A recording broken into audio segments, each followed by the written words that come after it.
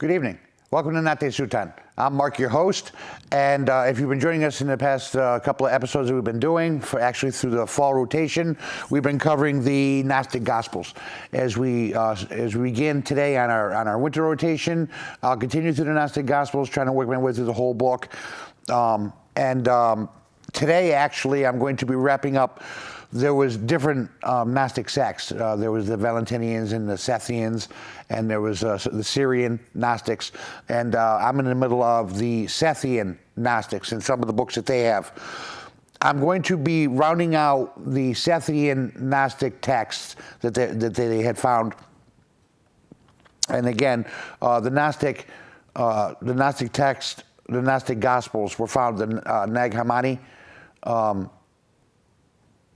Scrolls were found in 1946, 1947, and they were all the Gnostic texts, which they didn't run contrary to Christianity per se, but they had a different take on the Genesis narrative and Jesus's purpose for being here. And there was a bunch of writings. These things, of course, being Gnostic, they weren't canonized and incorporated into the New Testament. I'm just giving a bit of an overview as we pick up, as we move forward with getting through the Gnostic texts, or the Gnostic Gospels. So today I'm going to finish up the Sethian, what is called the Sethian Gnostic Gospels. There's 5 books or 5 Gospels that I'm going to be rounding it out before I move on to what are called the Valentinian Gnostic Gospels. So the last 5 that I'm going to be doing are called The Vision of the Foreigner, the Sermon of Zestiria, the Baptismal Ceremony of the Gospel of the Egyptians, one that's entitled Thunder, and the last one is the Letter of Peter to Philip, which, of course, you know, Peter and Philip were both apostles. But before I go into these 5 last Gospels of the Sethian Gnostic Gospels, I wanted to touch upon like an opening idea or a main point. And it's basically the idea of perception of what was the appropriate way to worship, or what was the appropriate way to move towards God. The Orthodox Christianity, which we're all familiar with today, and the Gnostics concept. And what's very interesting about it is it can be traced back to, or some of the fundamental aspects of the belief system can be traced back to one seminal event that they have, the Gnostics and the Orthodox Christians had 2 very distinctively different takes on, and it is in Genesis. Now, if you've been following the Gnostic Gospels, that I've been expounding on them in the past couple of weeks or month, or how long it's been,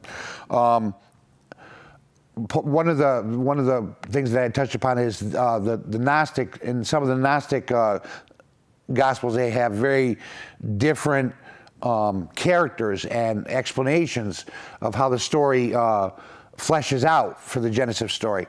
Very distinctively different from the Orthodox Christian Genesis narrative that we're familiar with today. That being said, the main point that I'm bringing up is one of the central aspects, or one of the central players or figures in the Genesis narrative is the tree of knowledge of good and evil. There's said to be 2 trees in the garden. One is a tree of life, and one is a tree of the knowledge of good and evil. Now, the reason why I'm focusing on this, and I'm bringing it up, and I think it's very important, or I consider it very much a linchpin of a difference between the Gnostic concept and the Orthodox Christian, is because they diverge from each other in the idea that for Christianity, and the idea of Jesus dying for the atonement of sin can be traced back to eating from that tree. Eve eating the apple and giving it to Adam, whatever it means metaphorically, is the reason why ultimately Jesus had to come to die for our sins, and we were saved by grace. He washes away that taint of the original sin. In some ways, Gnosticism and their concept are diametrically opposed to that idea, because for them, it is only in the seeking of knowledge that one grows into God, or eating from the tree, as it were, does one move towards God. Now, I use the term loosely when I say tree, because I'm putting more of in a metaphoric content than I am in a literal, because I want to point out that actually the Bible is rich in the idea of using the idea of a tree symbolically, whether it's the two trees in the Garden of Eden, or Jesus saying things like, "You will know a tree by the fruit it bears," or Jesus cursing a fig tree, or Judas hung himself after he betrayed Jesus. Judas hung himself from a tree, or Jesus was crucified on a cross.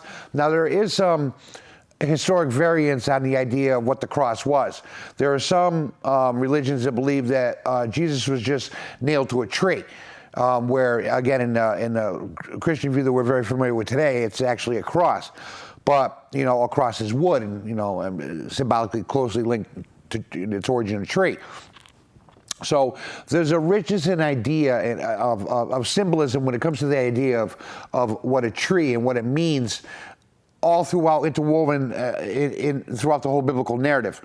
And Jesus said too that if you follow him, you must pick up and carry your own cross. And there's the idea of when a person gets more into the mystical concepts, all the way across the board, whether it's Christian mysticism or Kabbalah or some of the Gnostic mysticism, it's a kind of like what they call a mortification. You nail yourself to the tree of self, which, when you deconstruct or unpack what that means, it's kind of like the idea of the self-exploration. To nail yourself to your own tree, or your own cross, as Jesus said, picking up and carrying your own cross.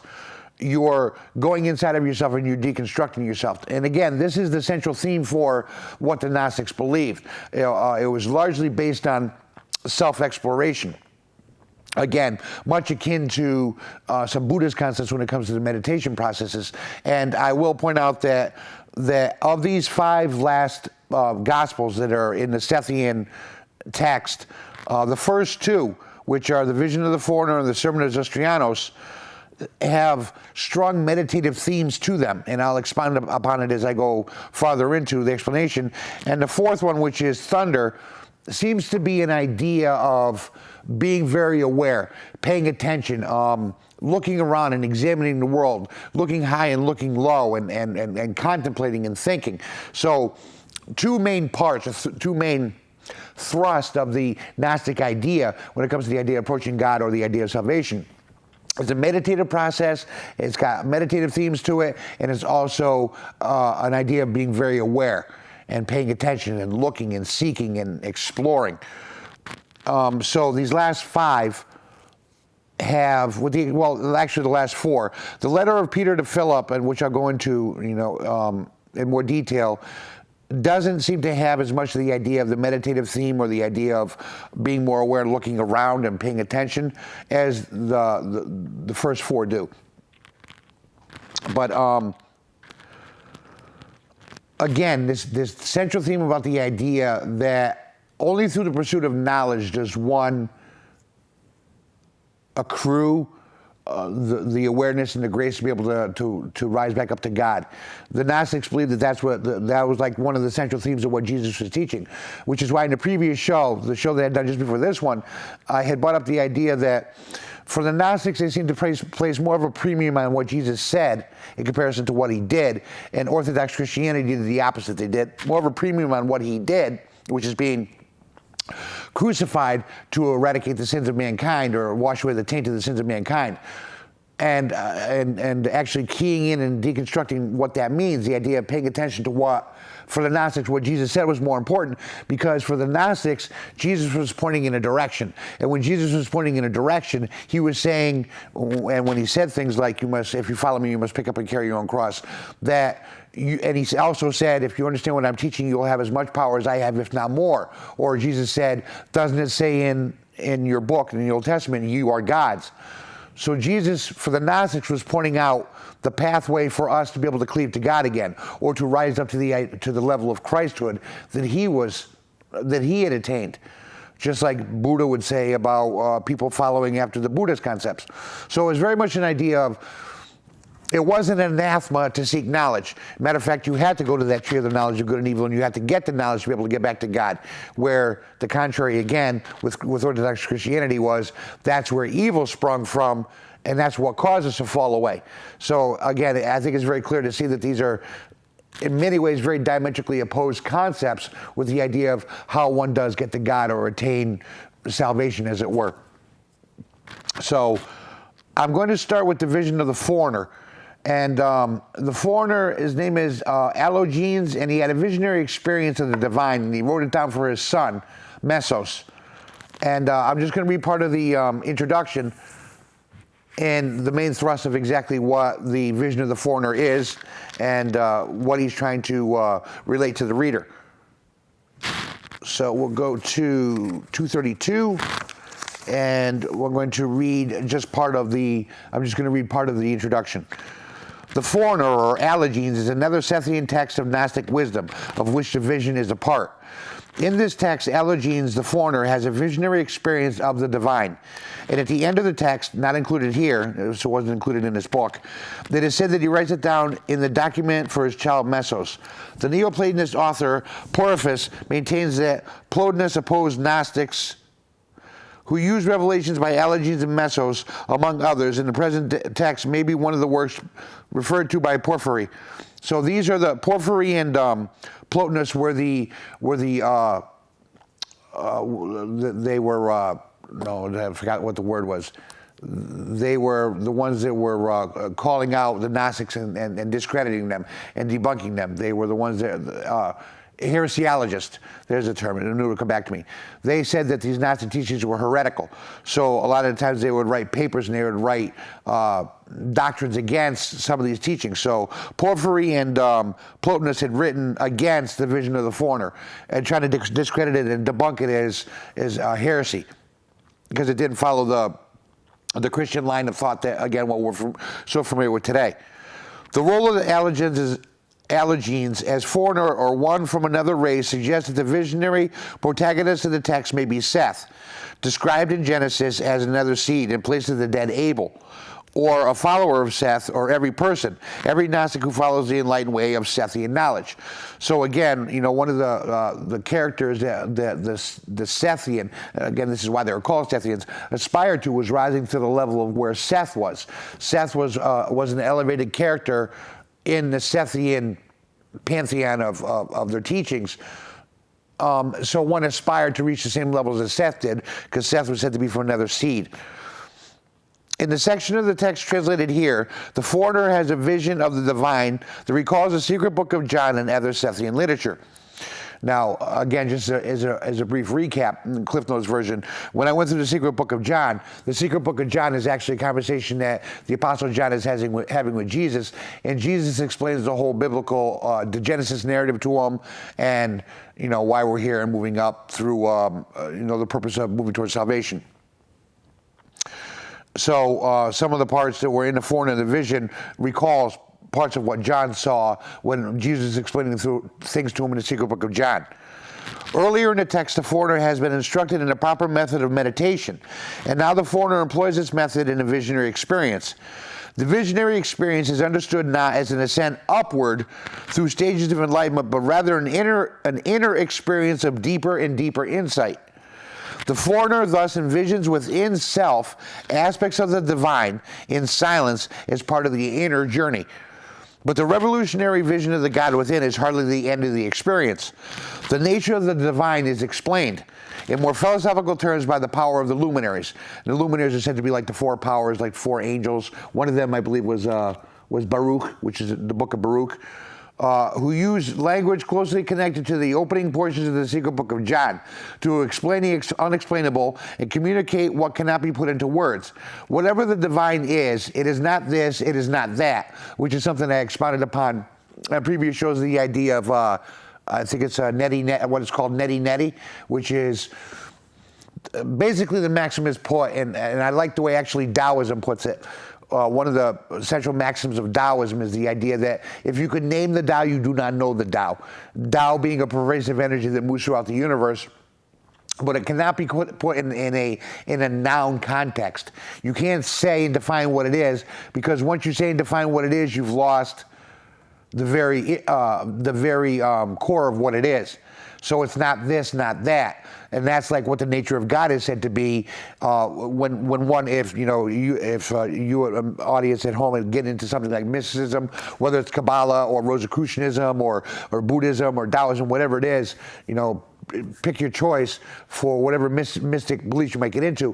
When it comes to the idea of a primary mover or primary creator, which is God or the God, you'll reach a point where it is said that God is not this, not that.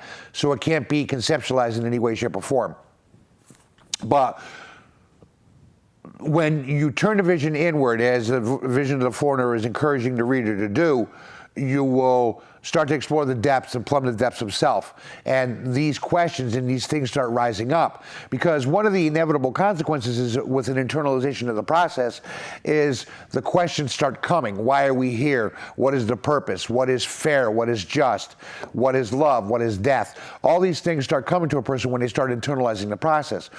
The reason why this is so essential and in a lot of ways very dynamic and vivifying for the person is because in comparison to the idea of just following a legalistic approach to worship of God, where it becomes more rote than emotional investment, or it becomes more rote than a keen sense of awareness and being present in the moment that you're in. When one is forced to internalize the process through the meditative steps that are started to be described in the vision of the foreigner, as I said, it seems to have a vivifying effect because you start asking really fundamental questions, things that, that keep us up at night, things that we worry about, things that we concern ourselves with and we're afraid of. So I think that, as I said, as part of the human condition, when you internalize the process of meditation, it's got that vivifying, alivening effect. But again, going back, it is said God is not this and not that. It is not something that exists which people can understand, but something greater which no one can understand. And then the last part, it just talks about how the foreigner is written in Coptic, in the Nag Hammadi library. It's most likely composed in Greek, and it was probably composed around the first quarter of the 3rd century. So probably the first part of 200 AD or CE. Now, the vision of the foreigner, as I said, it's a description of a meditative process. It's very short. And he's just describing what he's experiencing as he internalizes the process and he starts to meditate and plumb the depths of the self. And as he had said, the nature of God is explained to him. It's explained about, the nature of the world, the nature of God, purpose, why things happen as they do. I think that that's different for every person, contingent on where you are. And that's really actually a key concept. Myself or you, the viewer at home, or any other person that we interact with on a daily basis in the great big wide world are all in different places in what I call, as I said, our mystery walk. So some fundamental questions are more important or more keenly or acutely felt in an individual person. Some people are grappling with what we think is fair, what we think is justice. Some people are grappling with death and the fear of that. Some people are grappling with the feeling of not feeling appreciated or not having love reciprocated or lack of material wealth, whether it's enough money or enough food or enough material trappings and possessions. All these different things, we're all in different places. Even though there's a commonality that we all experience, we're all in different places with what is, for lack of a better way to put it, undone in the individual person. This meditative process, this internalization that the vision of the foreigner expounds upon, amongst other things, it also causes the person, when they internalize it, to try to come to terms with some of the bigger questions of our stumbling blocks when it comes to the lives that we find ourselves immersed in. Now, the second of the books is the Sermon of Zestiria.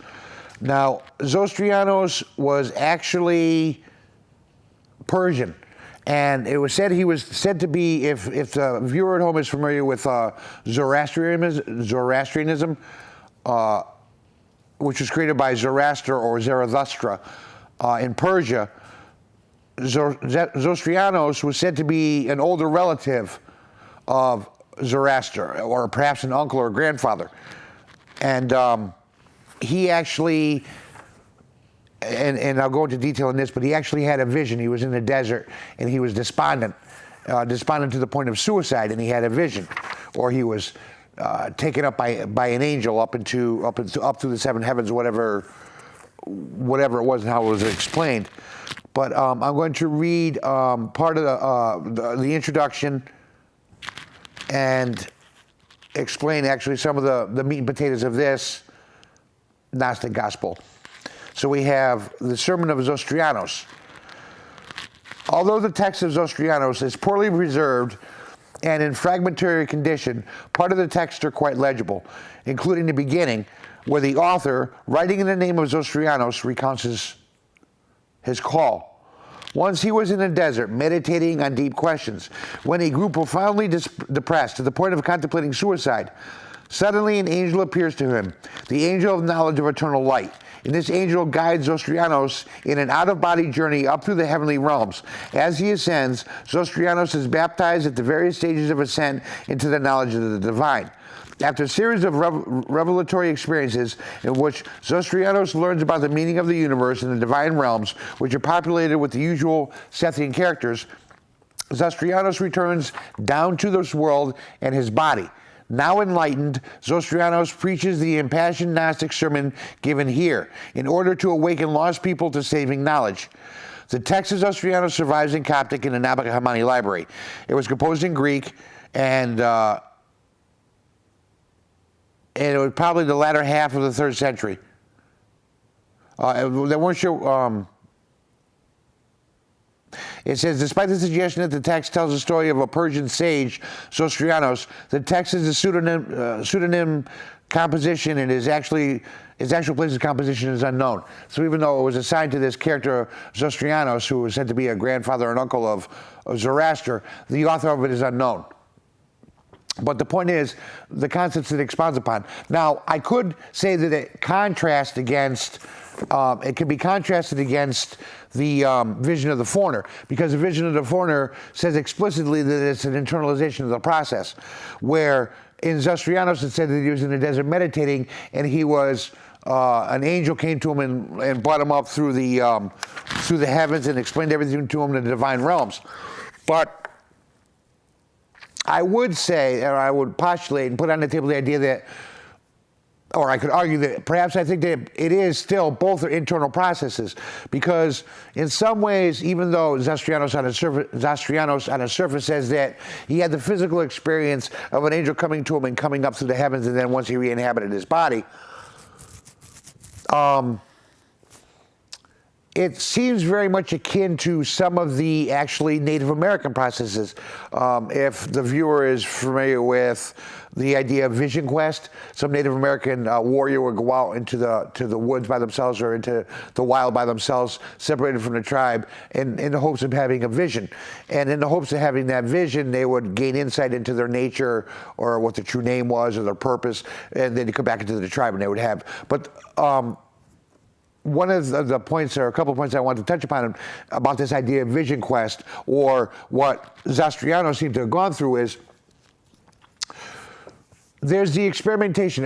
Whether a person does, say, if they try to do hallucinogenic mushrooms or any kind of drugs, or trying to have an alternate reality experience or metaphysical experience, there's also what is called mortification or deprivation that causes a person to have a shift of consciousness, or these enlightened experiences. When a Native American would go on a vision quest, it was like for the 40 days, they would have very little water and no food for that 40 days. And so there was a heavy stress put upon the physical body that was actually trying to cause this jarring of consciousness, or would cause that shift. That would cause that shift to have that epiphany, or that aha moment, the period of enlightenment. Zestiria seems to follow along the same theme with this idea that he was meditating in a desert and he became extremely despondent. So he had reached a point of anxiety and a point of physiological stress to where he experienced a moment of epiphany, or a moment of divine intervention, as it were. It doesn't necessarily mean that it was something that happened outside of his body. It's something that actually could have happened inside. Now, it's not that I'm necessarily an advocate for the idea of this kind of self-mortification, where I would say you, the viewer at home, or even myself, would do this thing where I would go on, starving for 40 days, or I put myself under heavy physiological stresses to try and achieve these epiphanies of these aha moments, to glimpse into the divine. That's up to the individual person and their processes. But again, it's following this theme of the idea of a meditative process, or a process of the internalization, where a person, through just sitting and meditating, or pushing their physical endurances, or having a desire to understand, becomes so strong that it causes that physiological and psychological stressor. So something breaks, so something actually jars and comes free. I mean, even Jesus had his 40 days in the desert where he was tempted by the devil 3 times. Now, again, for the sake of argument, and I expounded upon this on previous shows, and I just thought it was very interesting. The interesting point of Jesus going into the desert for 40 days is there's only one person that could have come back and told that story, and that was Jesus himself. Now, a Christian apologist might say that the story was written by those that were divinely inspired. They had visions of what happened to Jesus, whoever they claim the authors were. But there's only as much strength in that story in the validity of that explanation as Jesus himself came back and told and expounded upon what happened to him. Both have equal value or validity. I would believe that, the only person that could go back and tell that story would be Jesus himself. Now, the reason why I'm moving in this direction with this idea is because if Jesus was tempted by the devil 3 times while he was in the desert, and he was the only one that could have come back and told this story, he didn't have a scribe following him around in the desert, writing down what was happening.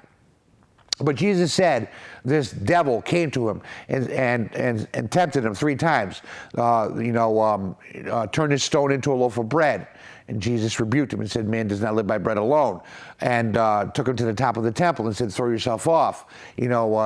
Surely God's angels will save you so that you don't strike your foot. And Jesus rebuked him again. And then finally, the devil, or Satan, took him to the top of the world and said, bow down and worship me, and I will let you rule any kingdom on the earth. And Jesus finally said, get thee behind me, Satan. And again, in a traditional Christian context, this is 2 individual succinct characters in a story.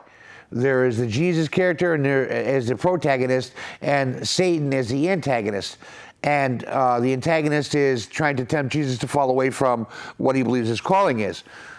The reason why, again, this could be very provocative, but I think it's very stimulating, very interesting, is it's assumed that these are 2 characters. But it could also be argued from a Gnostic standpoint, from a mystical standpoint, that this was Jesus in the middle of a vision quest. This was Jesus in the middle of the desert, suffering this mortification of not having any food or drink for 40 days and reaching that heightened level of physiological and psychological stressors to where these internalized processes come to a head. The Satan, as it were the most negative aspects of his psyche, of the core of what he was, tempting him to fall away from what he believed his goal was. Now, I'm not going to try and get into the idea of fate or destiny. That's that's actually another topic that could be debated another day, and it's just so rich in its tapestry of the directions it could go in. But the point is, it's not unreasonable to believe that, I don't believe it's unreasonable to believe that the Satan that was talked about, that tempted Jesus 3 times in the desert, could very well have been 3 aspects of the shadow part of his personality.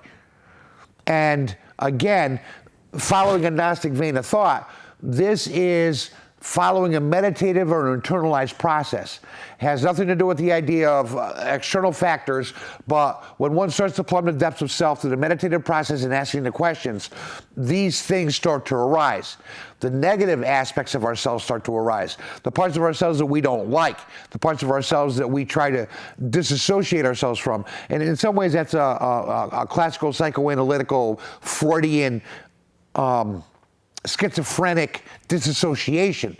You know, there are parts of ourselves that we find so morally or ethically repugnant that we disassociate ourselves from them. Now, some of the mystical branches of teaching, whether it would be Toltec shamanism or Buddhism, or Zen Buddhism, would cause you to look directly at that thing that we want to have a disassociation from, that is self, that we want to disassociate ourselves from. The meditative process makes you look right at it and integrate it. And it could very well be argued, I think, that Jesus and the idea of being tempted by the devil 3 times in the desert was alluding to this idea that there was that negative aspect that would arise through the meditative process, but it's well worth pursuing it. Now, I know detractors might say that this could be construed as just pure speculation, but when you start to get into the Gnostic way of thinking and try to and then put it one against the other with the Gnostic concepts in comparison to the Christian Orthodox Christian perspective, there starts to be like a means that you start to see unfolding. There's a form to it or an order to it. So it's been my experience of what I've been reading that this is the line of thought process or reasoning that they seem to be moving through in what form these parts of the Gnostic, the pillars of the Gnostic belief system.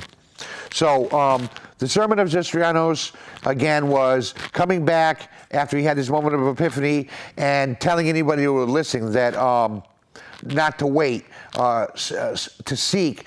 He admonishes everybody to be awake and observe. He says in here, don't wash yourselves or baptize yourself with death. Don't rely on the inferior as if they were superior. Save yourself. Don't wait. Fly to the light. So more or less, he came back from this epiphany that he had, and in some ways, basically, he's saying it's there. And to anybody else, he's saying, "Look, I know it's there. I was there. I saw it. Don't wait. Go towards it. Seek it," which could be the meditative process. You know, pushing for everyone to find this inherently divine part of self, and we shouldn't wait to find it. So that being said, I'm going to move on from the Sermon of Zestiria into the baptismal ceremony of the Egyptians. Now, the baptismal ceremony of the Egyptians is more or less, it's actually called, more accurately called, the Holy Book of the Great Invisible Spirit. It's a Sethian text, and it was baptism was important in Sethian Gnostic Gospels, as in the secret book of John, the 3 forms of first thought, and as near as I could tell, I mean, because actually, if I was going to read any of the introduction,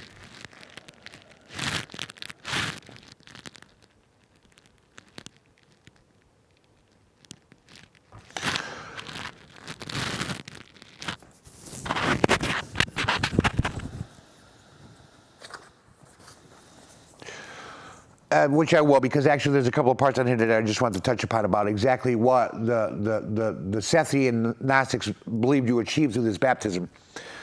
The Gospel of the Egyptians, or more accurately, the Holy Book of the Great Invisible Spirit, is a Sethian text that includes a baptismal ceremony showing in part how a Sethian Gnostic baptism might have been celebrated. Sethian and other Gnostic texts refer to the baptism and the importance of baptism. In the secret book of John, for example, the awakened person is raised and sealed in luminous water with 5 seals, that death might not prevail over the person from that moment on. Another Sethian text, the 3 forms of first thought, describes Gnostic baptism in a series of ceremonial acts: a stripping off of the darkness, dressing in a robe of light, being baptized or washed in the water of life, and being enthroned, glorified, raised, and sealed with 5 seals. The point of baptism, the 3 forms of first thought suggest, is knowledge and enlightenment. Now, the reason why I bring this up is because, and again, the baptismal ceremony, it's got a whole process that one goes through where it said that there's figures there, like heavenly luminaries that are there amongst all the different Sethian practitioners of this Egyptian ceremony.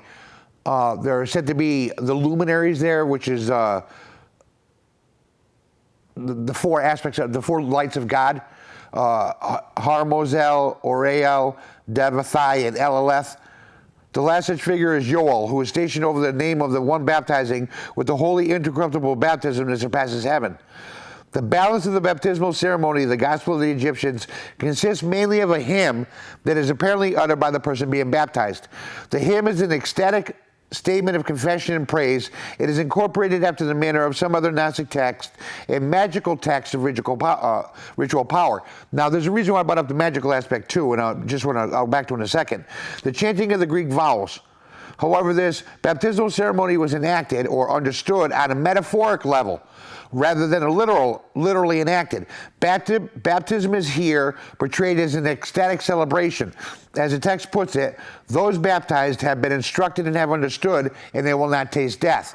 Now, the two points that I wanted to touch upon was the idea of the magical aspect of it and the fact that it was understood on a metaphoric level, not a literal one. Now, if the viewer at home had been following the show, our show, Nate Sutan, we had expounded upon the writer Israel Regardie and his book on, it had ceremonial magic of the Tree of Life, and it had rituals in there. And I went into great detail to try to, at least from my perspective and what I come to understand what I think it means, what magic is and what magic means. And if I was to reduce it to its most, like the lowest common denominator, or what I think the essential aspect of why this magic, as it were, magic in ritual, as it were, is practice, is like a creative visualization. Like it says that the 4 luminaries were there. Well, they understood this metaphorically, not literally. So when they were performing this particular ceremony, they weren't thinking that there were 4 luminaries there. They were understanding it metaphorically. It was like in an energetic sense, a presence that one visualized creatively, or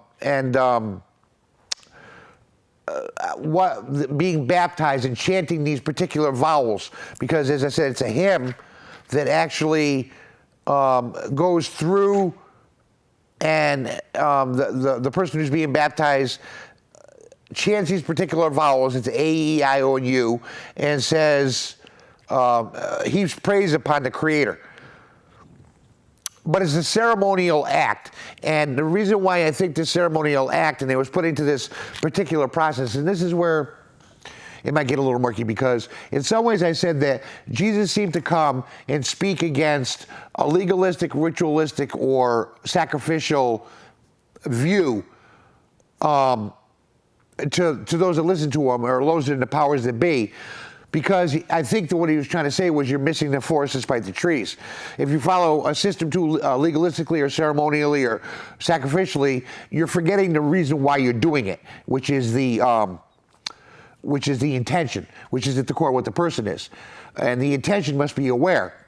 But when it's watered down, or it's been done so many different times, and it becomes rote and routine, then the magic or the essence of it is removed from why you're doing it. Basically, simply put, any kind of rote without intention, whether a person is doing the rosary beads or counting the rosary beads, or Tibetan prayer beads, or any kind of ceremony that you're doing, if your heart and your mind isn't into it and you're just doing it per rote, then it's useless. You've actually achieved nothing from it. But when you've invested yourself emotionally and intellectually into it, you try and creatively visualize, and you contemplate, and you chew on these thoughts, and you turn them over. It's like a mental cud. This is where the richness of it is harvested, as it were. So I think that in some ways, these baptismal ceremony of the Gospel of the Egyptians was done for the individual as a marker of their progress, but also something that solidified the abstract ideas of what they were trying to move towards. The meditative process is the internalization of the process, the idea of becoming very aware and trying to integrate your level of awareness from the wide world that was around you, and just being present, or the I am that I am state that God described to Moses when he was describing to Moses who he was. So I think that it's done to give the person a sense more of solidification of the process that they're moving for. On a very material level, a very not generic level, but very material level. Say, for instance, practicing martial arts. We have, if a person was to practice karate or taekwondo or Brazilian jiu-jitsu, there is a ranking system, a belt system that one moves through, and the belt is the symbolic representation of the person's movement through the system that they're learning. Now, sometimes the problem can be that they've earned the belt, they've earned the status symbol, but just as Bruce Lee had said when he had actually run afoul to the very organized system of martial arts, and please forgive me, I don't mean to get too far afield with this idea, but the symbolic representation of having the belt, whether it's the white belt, the yellow, the orange, moving up to the ranks, tells other people and the person symbolically what they move through. It doesn't necessarily mean that they've integrated it. It means that they've achieved that level, that status level. But the symbolic belt doesn't make the man or the woman.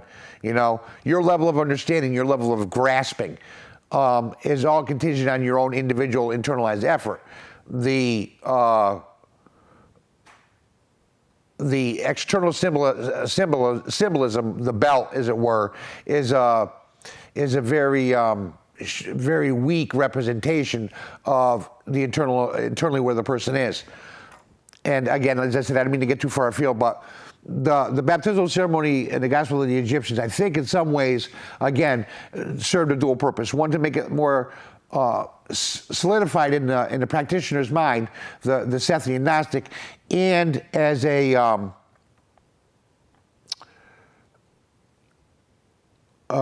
tool to be able to help them sharpen themselves mentally as they're moving through these meditative processes. Creative imagination, and I did read some of the intro, and there was an interesting part in here, because this is the thing too, and it didn't necessarily say it in Vision of the Foreigner or the Ceremony of the Zestrianos, but in the baptismal ceremony of the Gospel of the Egyptians, Jesus is mentioned. Jesus is mentioned, as well as Seth, and Jesus' life is mentioned. So again, the Sethian Gnostics did acknowledge Jesus. They just had a different idea of who they thought he was and why he was here. But, and I'm taking it out of context a little bit. There's a part here it says in the ceremony where they're talking about the heavenly attendants. And it goes through all who the heavenly attendants are, but then it gets down to the bottom where it says that the great luminary Harmazol, where there is a living self-conceived God in truth, with whom is the incorruptible human Adamus, or Adam. Second, Orelo, where there is great Seth in Jesus of life, who has come and crucified what is under law. And I thought that really jumped out at me when I saw crucified what is under law, because that could be debated back and forth exactly what that means. Crucified what is under law. Crucified to fulfill the law, crucified to destroy the law, crucified in and of himself, so there's mortification of the body. It goes in a couple of different directions, but again, just to point out, that's an interesting talking point to debate, and the fact that the Gnostics, of course, did discuss Jesus, and Jesus was part of their teachings and in the direction they thought he was pointing. So the next part I'm going to go on to, the fourth part, is thunder. And thunder actually is very interesting because it's like a, let's see, I just want to read a part of it. Thunder, or what is called the perfect mind. And it's a treaty. It seems to be a treaty on the human condition or experience. It's an experimental world where simultaneous polarities occur. You know, we find ourselves immersed in hot and cold, night and day, pain and pleasure, all those different things, and how do we come to terms with it, and how we grasp it, and our level of awareness of how these things unfold. And for thunder,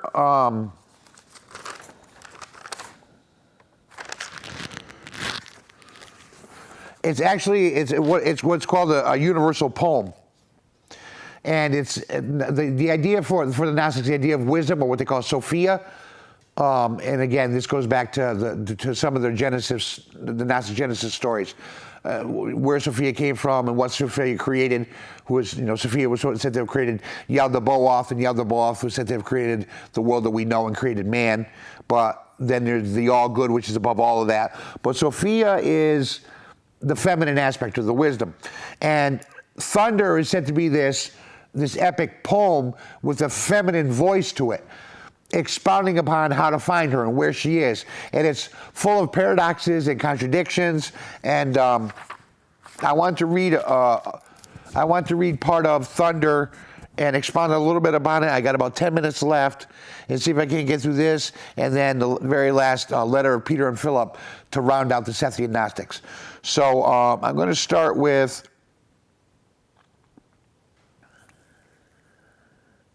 Thunder, or Thunder, Perfect Mind, is a sacred text of paradoxes and antithesis, with few obvious characters of Jewish, Christian, or Gnostic themes. However, Gnostic ideas such as liberation from the material world, a pantheistic deity that permeates matter and life, and a promise of salvation of return distinguishes from traditional religious poems. Hence, we may recognize Gnostic and even Sethian themes in Thunder. The speaker is a woman. And while there are diverse views on her identity appropriate in a riddle poem, we favor those who find in her a concealed Sophia after her fall, carrying her spark into the world of body, what is called the manifestation of wisdom and Barbello in Gnostic myth. However, her mystery is that we cannot know for certain who she is and whom she represents. Then just to jump to another part, Thunder is a universal poem, a shout that is once unique and yet has parallels in world literature, ancient and modern. Commentators on Thunder have looked to Sanskrit, Egyptian and Jewish religious literature to find equivalents for its pervasive use of oxymoron, antithesis, and paradox. However, it is not necessary to confine oneself to religious sources for precedents, since these rhetorical tropes are standard in classic and later literature, and their enunciation in terms we still use today are established by Greek grammarians in Hellenistic Alexandria on the basis of examples drawn from Greek poetry. Thunder is a strange book whose voice is that of a powerful, confessional Sophia figure who takes on the world with extraordinary vigor and piercing candor. She's not an aloof prophet or a cloistered sibyl, but an assertive woman engaged in all strata of human society. In the course of Thunder, the woman relentlessly contradicts herself. What you see outdoors, you see within you, or I am speech undecipherable, or I am below and they came up to me. And she shows no remorse for her dissenting ways. Although the author's sex is unknown, the female voice in the text speaks for herself and as such an early instance of complete feminine empowerment. Without apology or compromise, she speaks a metaphorical tour de force, a sermon singing in which the woman is a universal paradigm. Her presence adds evidence to Elaine Pagel's pervasive assertion of woman's freer role in Gnosticism, which she documents in Gnostic Gospels. Elaine Pagels is a biblical historian, scholar. What can be said with certainty is the woman of Thunder represents a great woman's voice in antiquity. The woman in Thunder prepares her interior bread and mind. She has no shame in being seen anywhere, provided that she follows her spiritual conviction, even if she is cast down onto the earth. She sternly abuses and demeans herself, yet affirms herself. She is the disgrace and the grand being. She is the whore and holy. Throwing us off stride, she claims to be the mother of her father. Finally, in her tractate of paradoxes, she reassures us by announcing that she is the knowledge of the search. And crucially, she is of the perfect mind, tells the good reward for turning to her sumptuous spirit. There they will find me and live, and they will not die again. The paradoxical self-declaration of the speaker of wife and virgin, mother and daughter, and midwife is parallel to the text on the origin of the world. Now, without going into detail about what thunder is, because I only got a little bit of time left, what really jumped out at me and what occurred to me was, for parallels, Zen Buddhism. If one was to get into Zen Buddhism, is the idea of the annihilation of self. To go into self and strip yourself out of the layers of who you think you are, and reach that point of no personness, and it's the annihilation of self. And some of the Hindu teachings, the idea of looking and examining and seeing the paradoxes, and like the idea of silence incomprehensible, a voice whose sound is manifold, and a word whose appearance is multiplied. Paradoxes of like voice with no sound, and the father of the mother, and all these different things. It's kind of like an admonishment for the reader to explore all the depths of the polarity of life. When you internalize this process through the meditation and the exploration of looking at the great vast world around you, you will see these paradoxes all around you, of light and dark, of night and day, of looking low to, like one of the ideas in here was the idea of she can be found low, and take a Native American theme, this idea of like looking low. What lessons could you learn by looking at an ant and how industrious an ant can be? This is the idea of looking low to find out what is high. For what you could obtain in understanding and wisdom from such a lowly creature. So these paradoxes and these riddles and these oxymorons that she seems to be talking about are the wisdom that's hidden and interwoven into the unfolding of how life works. And to examine it, and to look at it, and to chew on it, and to come to terms with it, and to